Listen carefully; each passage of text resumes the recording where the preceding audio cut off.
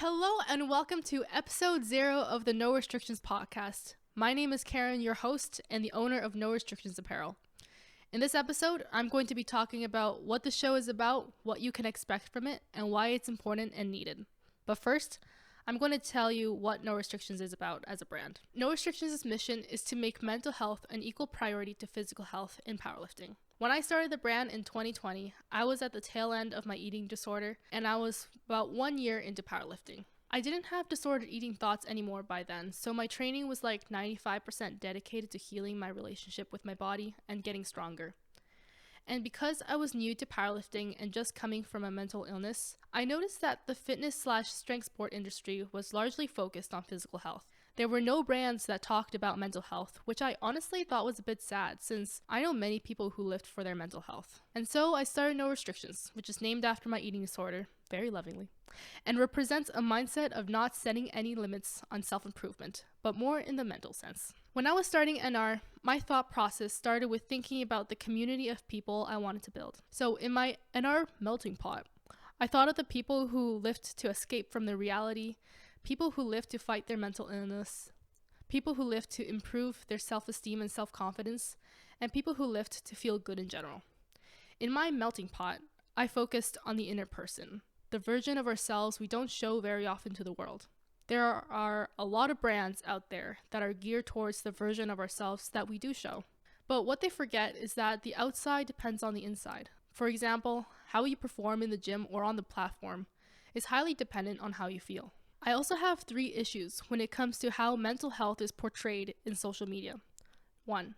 It's superficial and not effective at creating emotional connection. 2. It focuses on the symptoms way too much. And 3. A lot of the existing content appeals only to a specific demographic. So number 1, it's superficial and not effective at creating emotional connection. The challenge with raising awareness of mental health issues on social media is that you have very short attention spans to work with. Even with huge brands that you care about deeply, you probably spend at most a few seconds on a post and it's off to the next one. So what do content creators do? They make attention-grabbing posts and inject the teensiest digestible dose of mental health. And unfortunately, these posts are not very impactful when it comes to actually raising awareness of mental health issues. Number 2, it focuses on symptoms way too much. Okay, so even if you have an audience that's interested in mental health on your, say, Instagram page, there's a good chance that they have very different experiences and backgrounds. An easy way of making some connection with all these people is raising awareness of the various symptoms of mental illnesses. For example, there might be a post that talks about what it's like having depression or anxiety. This is definitely miles better than my first issue, but the thing is, when we focus on the symptoms too much, the person experiencing them is forgotten. For example, it's like saying all people with depression are the same because they're always sad, they don't have interest in their hobbies, and they can't get out of bed. Even if it's not intended, it's basically reducing a person to their mental illness. Of course, there are benefits of content like this, such as being helpful in making sense of what you're experiencing, but when it's interpreted in the other way, it's no bueno. And lastly, my 3rd issue with how mental health is portrayed in social media. A lot of the content only appeals to a specific demographic. So do me a favor and search mental health on Instagram, but maybe after listening to this episode. Well, what do you see? I don't know about you, but when I search mental health, I see pastel colors, hand-drawn doodles, cute little cartoons, and quotes. Then search powerlifting, or weightlifting, or strongman, and tell me, does it look like these people would be interested in the types of posts you saw under mental health? Probably not. And that's exactly my point. For me, I'm not interested in the feminine energy of the mental health posts on Instagram. And there's a good chance that a lot of you listening and not listening aren't either. So what I'm saying is, the posts out there that are about mental health aren't geared towards our demographic. People who are perhaps a little bit more hardcore and rough around the edges. Okay, so before it was just No Restrictions Apparel. Now there's also No Restrictions Podcast. But before, when it was just the apparel brand, since the beginning, I felt that something was missing. Like, yeah, the idea is good and the apparel have meanings behind them, but it's hard to build that emotional connection with people through clothes. But with a podcast, that's a medium dedicated to long-form content, meant for storytelling, and has the intrinsic capability of creating personal connections with listeners. And so here we are. Each episode of the No Restrictions podcast, I'll be sitting down and talking with people who are recovered or are recovering from their mental illness or made improvements to their mental health through powerlifting.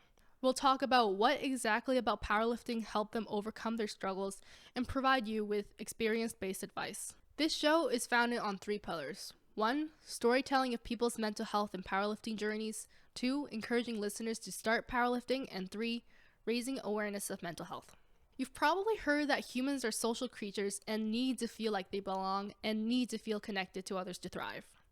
I believe that the best way to create that emotional connection is to have a deeper understanding of each other through sharing some of the more vulnerable sides of ourselves in a safe environment, such as in this podcast, which is actually being recorded at my home on my couch. I hope that through storytelling, you will feel less alone in your own struggle, especially if you're going through something similar, and that you will find some of the pieces of advice that a guest shares helpful for your own mental health journey. Also, if you happen to not powerlift, perhaps we can convince you to give it a try. I wanted to make Pillar 3, raising awareness of mental health, a part of the podcast because of the 3rd issue I explained earlier about target demographics. What I hope to do is to create an inviting and comfortable environment for people of all kinds of backgrounds to come and talk openly about their experiences. This show is going to go deep. None of that superficiality in those mental health Instagram posts and none of those lists of symptoms that make people feel like they are their illness. Each episode will be entirely focused on one person and the experiences that they choose to share about their mental health and lifting journey. This show might scream trigger warnings to some people, but I'm not going to say that.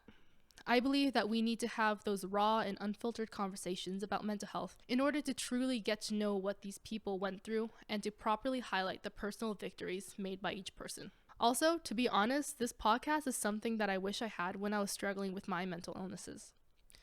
For nearly my entire teenage years, from 13 to about 20 years old, I suffered in silence with depression, social anxiety, anorexia, and orthorexia. I isolated myself from people, including my family, and for years believed that people hated me for some reason I didn't know. In an effort to retake control over my life, I ended up controlling my food intake and reached my rock bottom, where I felt like a complete failure because I couldn't fix my depression and anxiety. The only reason why I'm here today, talking into this mic and looking into the lens of a camera, is because of lifting.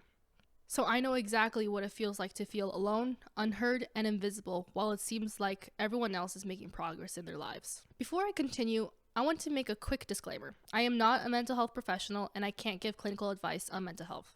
All of the advice provided in the show is based on personal experiences and might not work for you. And also, everything that is said on the show by the guest is what they wanted to share. Nothing is ever forced. So as of now, at this recording, I'm thinking of posting new episodes every month. It might end up being shorter, but it depends on how often I can find people who want to tell their stories. If this is something that you might be interested in, send me a DM on our Instagram page at No Restrictions Pod, and I'll send you a form for you to fill out. You can also watch these podcast episodes on our YouTube channel, which I will link in the show notes so you can see our faces as we talk. So this concludes episode 0 of the No Restrictions podcast. Thank you for listening, and I hope to see you in our next episode featuring Veronique Cormier, an international level Canadian IPF powerlifter and business owner from New Brunswick. She'll be talking about how she overcame her struggles with orthorexia and binge eating disorder with powerlifting, and how her mental approach to competing has changed over time. Also, fun fact, Veronique was the person who suggested that I start a podcast, so huge shout out to her. Don't forget to follow us on Instagram at No Restrictions Pod and at No Restrictions Apparel. If you enjoyed this episode and would like to support the show, please share it with others, post about it on social media, or leave a rating and a review. If you want another way to support us, you can purchase some No Restrictions apparel. Just visit norestrictionsapparel.com. Thanks again for listening, and talk to you next time.